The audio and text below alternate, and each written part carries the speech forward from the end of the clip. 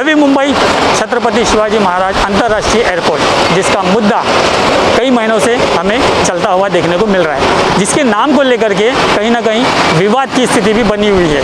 क्योंकि हमने अभी फ़िलहाल इसी महीने में 14 जून को जिस तरीके से जो मोर्चा निकाला गया है वहाँ के प्रकल्पग्रस्तों की ओर से, वहाँ के लोगों का, स्थानीय लोगों का कहना है कि मरहूम दिबा पाटिल का नाम दिया जाए।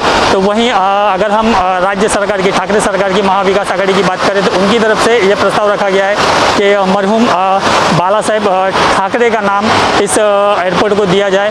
फ़िलहाल आप देख सकते हैं कि मैं यहाँ पर मुंबई का जो एयरपोर्ट है उसी के बाहर के हाईवे पर खड़ा हूँ, और वहीं अगर हम बात करते हैं मनसे सुप्रीमो राज ठाकरे की, तो उनकी ओर से छत्रपति शिवाजी महाराज को नाम देने की बात कही गई है। क्योंकि एक तरह से इसका एक्सटेंशन माना जा रहा है नवी मुंबई एयरपोर्ट को, तो उसी तरीके से उन्होंने अपनी बात या अपनी राय रखी है। लेकिन अगर हम बात करें तो इन 3 नामों के अलावा चौथा नाम एक और उभर करके आया है। हाँ, बौद्ध समाज की ओर से ये कहा जा रहा है कि यहाँ पर बुद्ध लेनी दी, जिसे पूरी तरीके से हटाया गया है, ज़मींदोज़ किया गया है, तो इसी के नाते यहाँ पर लॉर्ड बुद्धा के नाम से इस अंतर्राष्ट्रीय एयरपोर्ट का नाम दिया जाए। ये विवाद कहीं ना कहीं सुलझता हुआ या उलझता हुआ हमें दोनों प्रकार का नज़र आ रहा है। यामध्ये नवी मुंबई आंतरराष्ट्रीय विमानतळाला हिंदुहृदय सम्राट बाळासाहेब ठाकरे यांचं नाव दिलेलं आहे। तशा प्रकारचा ठराव सिडकोने केलेला आहे आणि आदरणीय बाळासाहेबांचं योगदान राज्याला नाही तर देशाला लाभलेलं होतं, त्यामुळे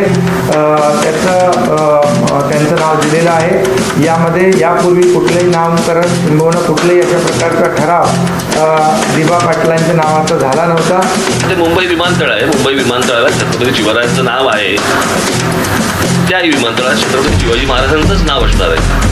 आजही तुम्ही जर गेलात तर डोमेस्टिकला पण छत्रपती शिवाजी महाराजांचं नाव आहे आणि त्या आंतरराष्ट्रीयला पण इथे जागा नसल्यामुळे तो विमानतळ तिकडे आपण एक्सटेन्शन आपण केलेलं आहे, त्याच्यामुळे त्याला शिवाजी महाराजांचंच नाव असेल मला नक्की वाटतं। दिबा पाटील साहेबांचं नाव डावलून बाळासाहेब ठाकरेंचं नाव द्यायचा ठराव केला आणि म्हणून पेटून उठून या ठिकाणी एक भूमिपुत्र आलेला आहे। 2008 सालापासून या विमानतळाला दिबा पाटील साहेबांचं नाव द्यावं अशी आपण मागणी करतोय की आपण ही बुद्धलेणी संपवत असाल तर पुनर्वृत्ती बुद्धलेणी बाजूला बांधून द्या आणि या विमानतळाला आंतरराष्ट्रीय लेवलचं विमानतळ असल्यामुळे लॉर्ड बुद्धा इंटरनॅशनल एअरपोर्ट अशा प्रकारचं नाव द्या, अशा प्रकारची आपण मागणी गेल्या 2 वर्ष अगोदर केलेली होती।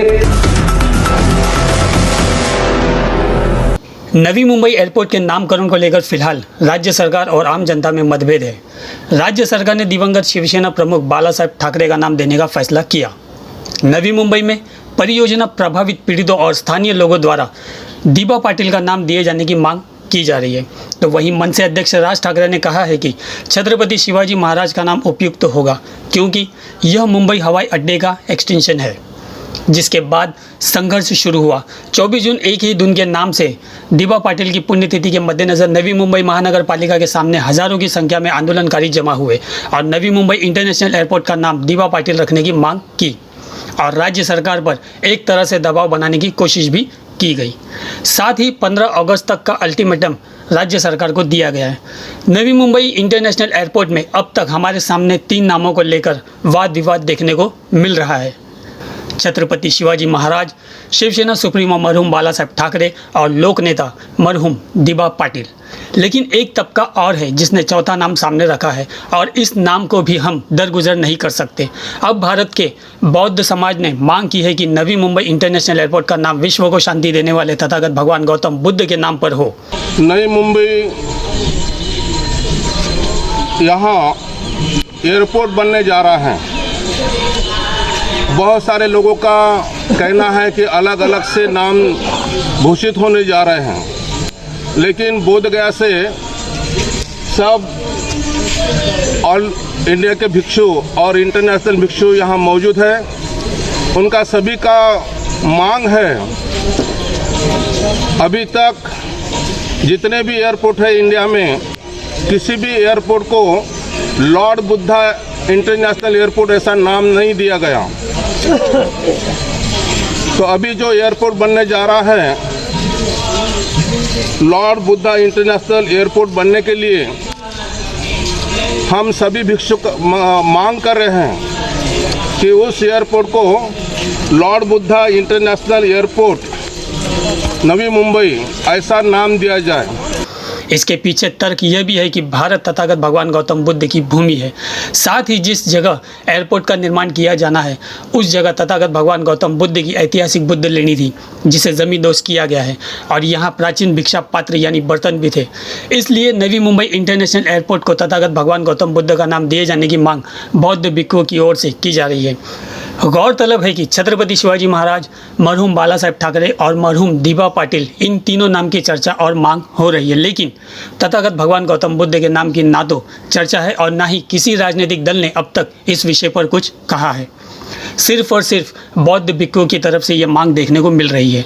आपको बता दें, सम्राट अशोक के प्राचीन दौर में भारत, भूटान, पाकिस्तान, अफगानिस्तान, बांग्लादेश, श्रीलंका ये सभी उस वक्त एक ही देश थे और बुद्धिज़्म का विस्तार एक बहुत बड़े पैमाने पर हो चुका था।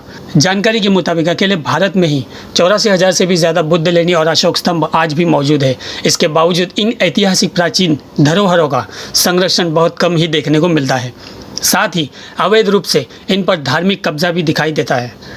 ऐसा माना जा रहा है कि नवी मुंबई इंटरनेशनल एयरपोर्ट के नाम पर चल रहा विवाद राजनीतिक है। आपको बता दें, साल 2022 में ही उत्तर प्रदेश, गोवा, मणिपुर, पंजाब और उत्तराखंड 5 राज्यों के विधानसभा चुनाव होने हैं। मुंबई और नवी मुंबई के साथ ठाणे में भी कॉरपोरेशन नगरपालिका के चुनाव होने हैं। कमलाकर सूर्यवंशी के साथ सैयद असलम, गली मीडिया, नवी मुंबई। त्वरित याच्यावर अजून दुसऱ्या अशा मागण्या आहेत। या तुमच्या चॅनलद्वारेच मी सिडको जर ऐकत असेल तर मागण्या सांगतो की तुम्ही जो काही इथं एअरपोर्ट बनवत आहात, पहिली गोष्ट ते तुम्हाला सांगितलं की संस्कृतीचं जतन केलं पाहिजे, तर तुम्ही हे तोडता कामा नये। उद्या तुम्ही म्हणसाल की भारताची राष्ट्रीय संपत्ती आहे, उद्या मी ताजमहल तोडतो आणि तिथं माझं एअरपोर्ट बांधतो, असं चालणार का?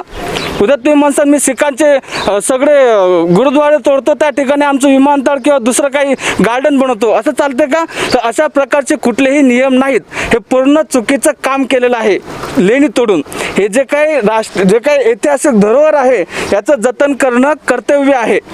तर जे काही इथं विमानतळ होणार आहे, आता ही लेणी तोडली तर यांच्यावर त्वरित कायदेशीर कारवाई केली पाहिजे।